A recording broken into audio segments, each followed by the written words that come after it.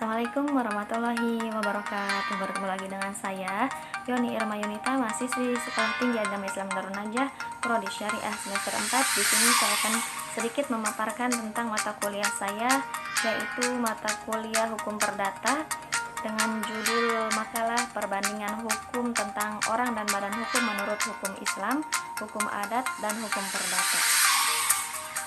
Hukum perorangan atau hukum pribadi.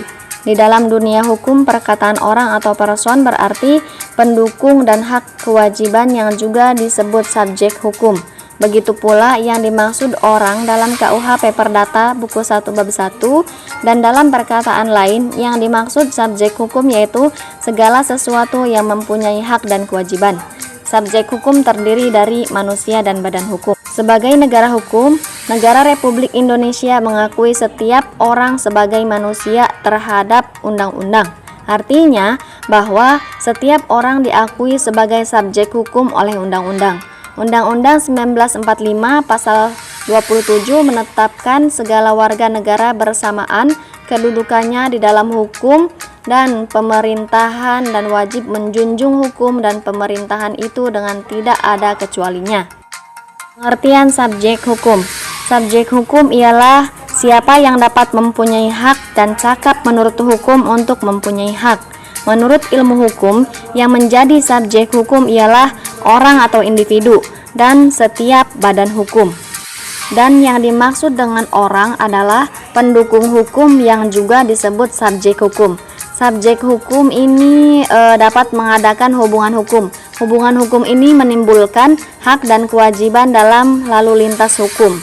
Di negara-negara modern dewasa ini, setiap orang pribadi merupakan pendukung hak dan secara asasi berlaku sama bagi seluruh umat manusia.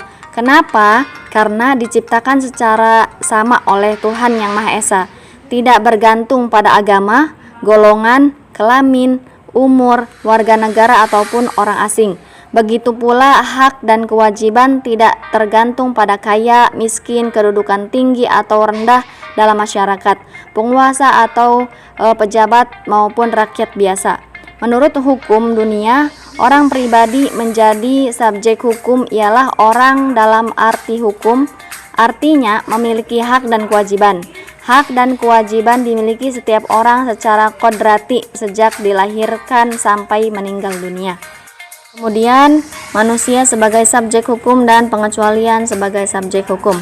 Manusia sebagai subjek hukum itu diatur secara luas pada buku 1 tentang orang, yaitu dalam KUHP Perdata, Undang-Undang Kewarganegaraan, Undang-Undang Orang Asing, dan beberapa perundang-undangan lainnya. Secara real, menurut KUHP Perdata, manusia sebagai subjek hukum berlaku sejak ia lahir dan berakhir dengan kematiannya, sehingga dikatakan bahwa selama manusia hidup, maka ia menjadi manusia pribadi. Pengecualian diadakan oleh pasal 2 KUHP Perdata, yaitu ayat 1, anak yang dalam kandungan dianggap telah lahir apabila kepentingan anak menghendaki. Ayat 2, apabila anak meninggal pada saat dilahirkan atau sebelumnya, maka dianggap tidak pernah ada. Selanjutnya, badan hukum sebagai subjek hukum. Badan hukum adalah suatu perkumpulan orang-orang yang mengadakan kerjasama dan atas dasar ini merupakan suatu kesatuan yang telah memenuhi syarat-syarat yang telah ditentukan oleh hukum. Badan hukum merupakan pendukung hak yang tidak berjiwa atau bukan manusia, yang merupakan gejala sosial, yaitu sesuatu gejala yang real, sesuatu yang dapat dicatat dalam pergaulan hukum, biarpun tidak terwujud manusia atau benda yang dibuat dari besi atau dan sebagainya. Tetapi yang terpenting bagi pergaulan hukum adalah karena badan hukum itu mempunyai kekayaan yang sama sekali terpisah dari kekayaan anggota-anggotanya. Kemudian syarat-syarat badan hukum. Syarat-syarat badan hukum yang pertama yaitu memiliki kekayaan yang terpisah dari kekayaan anggota-anggotanya. Yang kedua, hak dan kewajiban badan hukum terpisah dari hak dan kewajiban para anggotanya. Dasar-dasar hukum sebagai badan hukum. Yang pertama, perseroan terbatas atau PT, diatur dalam bab 3 bagian ketiga buku 1 KUHP. Yang kedua, koperasi, diatur dalam Undang-Undang Nomor 25 Tahun 1992. Yang ketiga, yayasan pengaturannya sesuai dengan kebiasaan yang dibuat aktenya di notaris. Yang keempat, perbankan diatur dalam Undang-Undang Nomor 7 Tahun 1992. Dan yang kelima, bank pemerintahan sesuai dengan undang-undang yang mengatur pendiriannya. Yang keenam, organisasi partai politik dan golongan karya diatur dengan Undang-Undang Nomor 3 Tahun 1978. Yang ketujuh, pemerintah daerah tingkat 1, 2, dan kecamatan diatur dengan Undang-Undang Nomor 5 Tahun 1975. Dan yang terakhir, dasar-dasar hukum sebagai badan hukum yaitu negara Indonesia diatur dengan Konstitusi Undang-Undang Dasar 1945. KUHP Perdata tidak mengatur mengenai badan hukum dalam buku 1, hanya mengatur acara subjek hukum sepanjang yang mengenai manusia. Selanjutnya, macam-macam badan hukum. Yang pertama, badan hukum publik.